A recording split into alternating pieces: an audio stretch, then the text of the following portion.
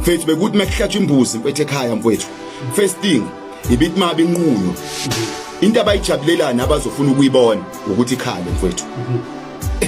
angiphinde futhi mhlawumbe umlaleli sesongizwa manje into ejatshulelwa ekhaya ukuze kubonakala lenhloso yabo ifezekile lento abazoyenza embuzini ifezekile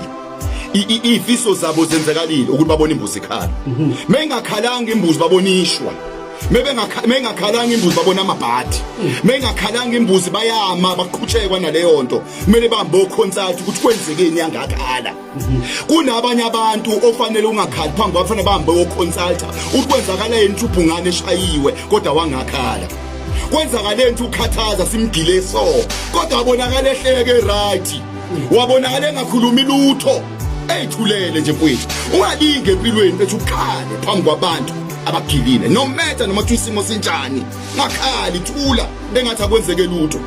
qasha kungcono mawubona ukuthi awuzokwazi ukuzibamba phambi kwabo ngcono vele uqashe khonto ayenza mfethu uJoseph into engiyithanda eBhayibhelini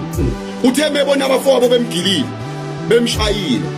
lithi wenza kanjani wavele wathi no khiphani iGibhithe kwase kunzima kuJoseph wayesethi I am Joseph bambalele babengasamboni intele bedela uJoseph abekambonanga mfethu kulwesine is because bethu akazange kuzwakala ethu akhona umuntu ohayizayo eGibhithe okhalisa ukuthi wagilwa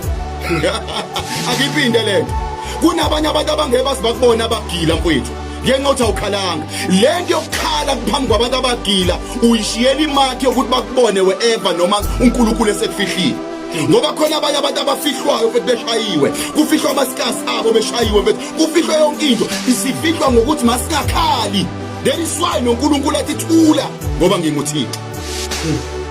uNkulunkulu bethu lento yokuthi thula because I am God in a meaning behind